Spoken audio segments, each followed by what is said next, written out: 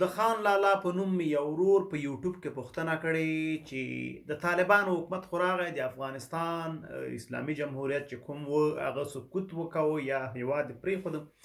اوس ولې جګړه، اوس ولې خلک مړه کېږي یا خلک وژل کېږي؟ کیسه څه ده؟ ګورئ، د افغانستان چې کوم حالات دي دغه جګړه ما مخکې هم ویلې وه، اوس یې هم وایم، راتلونکې هم وایم چې دا جګړه یوازې طالبانو نه کوله او نه یوازې طالبانو دغه جګړه په مخ وړلی شوله.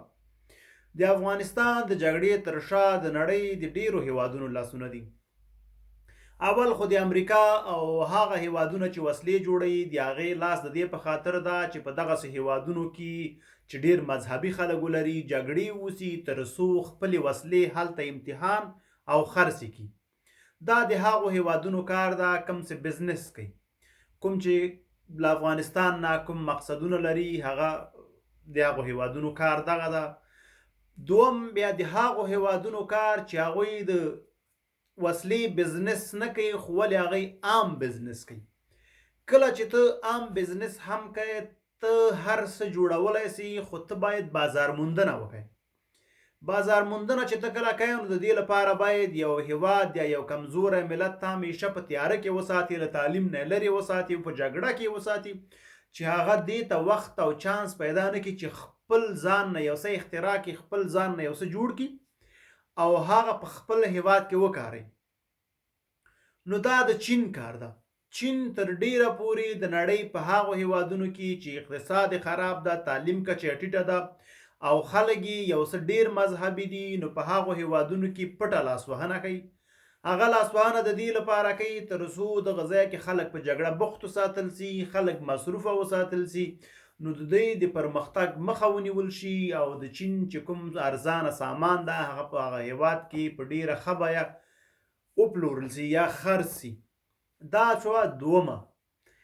د دې نه تر ټولو چې کومه مهمه او خطرناکه لوبه ده هغه مونږ او تاسو سره زمونږ ګاونډیانو روانه کړې ده چې په نړۍ کې یوازې 3% خوږې اوبه شته ده. ټوله نړۍ چې دا 90% اوبه یې تروي یعنې سمندري اوبه دي او 3% اوبه یې خوږې اوبه دي چې هغه هم د څښلو وړ بیا 1% دي چې د افغانستان د سیندونو اوبه چې دي ځکه اکثر له غرونه سرچینه اخلي، چینې او واورې اوبه دي، هغه ټولو د څښلو وړ دي.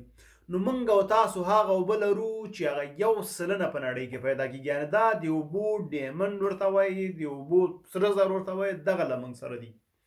دا هغه اوبه دي چې هم یې څښلی سي، هم یې ځمکې ته ورکولی سي، هم یې په دوا او په نورو په ډیرو برخو کې استفاده کولی سي.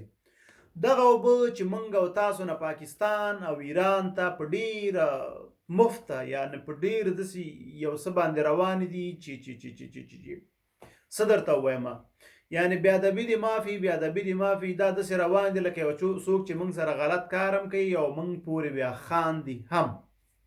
صحیح متل به تاسې پوه شوي یاست، یو مې نه ویلي. نو اوس زمونږ اوبه روانې دي، زمونږ اوبو باندې خپل هیواد ته پرمختګ ورکوي، خپل هیوادونه یې شنه کړي دي، له همدغو اوبو نه مدني اوبه هم جوړوي، له همدغو اوبو نه دوی خپل هم اوبه څکي، ځمکې هم اوبه څکي، هیواد هم پرې خړوبه ده، هیواد هم سرسبزه ده او زمونږ هیواد کې جګړه هم د همدې لپاره دې ګاونډیانو ساتلې. یوازې دا نه، اوبه او دوم په دغه ګاونډیو هیوادونو کې چې اوس دي کمپنیګانې دي، کاروبارونه روان دي، ژوند پرمختګ کې روان ده، خلک تعلیم کوي. نو چې هلته تعلیم کېږي، کمپنۍ جوړېږي، پرمختګ کېږي، نو هغه کمپنۍ باید یو ځای بازار موندنه ولري. د پاکستان وچ بوس هم په موږ خرڅېدل، پاپړ، ګلي شالي، زولې، پلان، بستان، دا ټولې په موږ خرڅېدل. د طالبانو په تیر رژیم کې د افغانستان ته هره ورځ 2000 کانټینره راتلل د پاکستان له خوا نه چې هغې کې له پاپړو، زولو نیولې تکالیو ته هر څه پورې پکې وو. د پاکستان د هیواد ښه بزنس روان و، افغانستان کې که 1 روپۍ پیدا کېدله که نیمه پیدا کېدله ډایرکټ پاکستان ته روانه وه. موږ مجبور وو، موږ مجبوریتونه لرل، موږ ضرورتونه لرل او موږ یې دې ته نه وبرېښي چې موږ له میانې اسیا سره اړیکې وپالو او هغه لارې موږ او تاسو ته خلاصې شي چې په اوس وخت کې ولسمشر خلاصې کړې وي، خو په هر صورت چې اوس څنګه دي نه پوهېږم. نو هغه فیصدي له ایران هم همدغسې وه. ولسمشر کرزی چې کله راغی نو هغه په دغه دوره کې دومره څه ونه سو کولی، هغه یوازې لنډغر خاماران کړل او غټې کړل، پیسې په هغه یې وخوړلې. خو ولسمشر اشرف غني چې راغی دغه کار ډیر وخت نیو، دغه کار دوام غوښته، ځکه دا وړکی کار نه و. په خپل ځان باندې بسنه کول، په خپلو پښو درېدل د اسانه کار نه ده. موږ او تاسو داسې وو لکه ګوډ او شل سي وو، پښې مې ماتې وي، خو په ماتو پښو یو ولسمشر غني ورو ورو تداوي د هېواد شروع کړه، چکسونه یې لاس کې راکړل چې په خپلو پښو درېدل شروع کړي. دا چې موږ او تاسو په خپلو پښو درېدلي وو، تر څو حرکت کوو بیرته طالبانو دا رژیم ور خراب که او سیستم بیرته ګډوډ سو. د ولسمشر غني په وخت کې د پاکستان نه د راتللو کانتینرونو له 1,500 نه 1,500 ته راښکته سوي وو، یعنې ډېره سلنه راښکته سوي وو، ډېر کم پاتې وو. کله چې پاکستان په موږ به لاره بنده کړله نو موږ دومره غټو مشکلاتو سره نه وو لکه پخوا چې به وو. په دا بلو لارو نه موږ او تاسو ته کوم چې د ضرورت وړ سامان و هغه راته. ایران سره هم همدغسې وکول. د ایران باندې چې کله د اوبه بندې سولې، د ایران په پارلمان کې په بحث وسه، د ایران په کومه برخه ته چې د اوبه ورتللې هغو ځایو کې خلکو چغې ووهلې. نو د ایران چیرته لورېږي چې دغه اوبه په ځان بندې کړي او دغه بدبختي په ځان ومني. نو ایران سل فصلو کې لاسوهنه کوي، ایران خلک جوړ کړي دي، ایران پیسې ورکوي، هغه انتحاري هم کوي، هغه خلک هم وژني، هغه چې هر څه کوي. ځکه د دې لپاره چې تر څو دغه هېواد کې ګډوډي ووسي، که هېواد چیرته منظم سه، پوځ منظم سه، سیستم منظم سه، حتما یو نه یو را پیدا کېږي. موږ باید دا اوبه مهار کړو.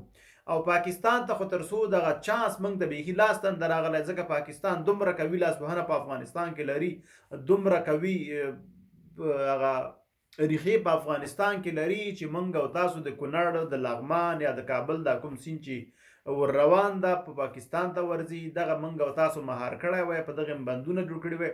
نو د همدې لپاره دوی نه غواړي چې افغانستان یو مستقل هېواد واوسي. نو دغه اوبه دوی غواړي په خپل هېواد کې همیشه ولري او دغه اوبه موږ او تاسو نه په مفته واخلي، چې په نړیوال بازار کې د دې قیمت ډیر قیمت ده. هر کال د میلیارډونو ډالر اوبه ایران او پاکستان ته ور روانې دي.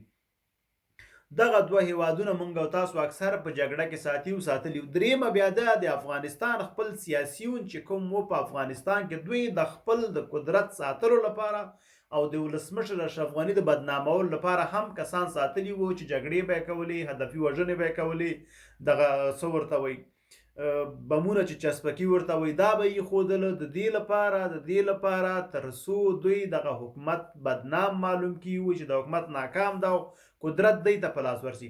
خو دوی سره عجیبه ټوکه وسوله چې افغانستان ټول یو دم سیستم نظام هر څه بدل سول.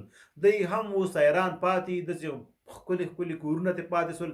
دوی اوس هم پیسې په نړیوالو بانکونو کې لري، دوی غریب سوي نه دي، له همغه ځای نه دوی پیسې دې خوا رالیږي. اوس بیرته وسلوال کسان یې پیدا کړي وای، هر څوک ووژنئ فقط د دې لپاره چې هغه طالبان حکومت هم موږ اوس ناکام وښیو، بدبخته وښیو. خو د طالبان حکومت هسې نامعلومه بېسوره حکومت ده.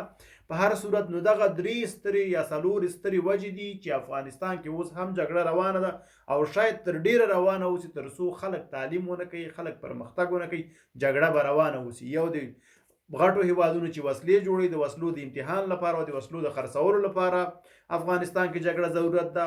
دوم د چین او جاپان یا دغسې نورو هېوادونو چې غټ بزنسونه لري، غټ کاروبارونه لري، دغسې هېوادونو ته هم داسې غریب هېوادونه پکار دي چې هغوی پرمختګ ونه کوي، د دوی مالونه پکې خرڅ شي. دریم د ایران او پاکستان لاسوهنه چې دا سلسله ده. او څلورم چې کوم ده دغه د خپل سیاسیونو چې کوم کارونه یې کول، ما چې درته وویل، او د دوی هم دغه لاسوهنې دي او دوی غواړي چې دغه حکومت هم ناکام وښیي او دغه جګړه همدغسې دوام پیدا کړي، غریب به مړ کېږي، خان به نور هم خانېږي. دا چې په راتلونکي کې څه پېښېږي خدای پوهېږي. کار یې هیله ده د دې ملګري پوښتنه ځواب سوي اوسي. ملګرو که تاسو هم کومې پوښتنې لرئ، کومه وړاندوینه، نیوکه، هر څه لرئ، کولی شئ ما سره په کمنټ کې شریکه کړئ. زه به پرې خبرې وکړم، ما یو ځای به پرې خبرې وکړم. مننه چې له موږ سره وئ. په یو لایک او کمنټ له موږ ملاتړ وکوئ. زموږ د یوټیوب چینل له ملګرو دوستانو سره هم شریک کړئ. تر بلې ویډیو د خدای په امان.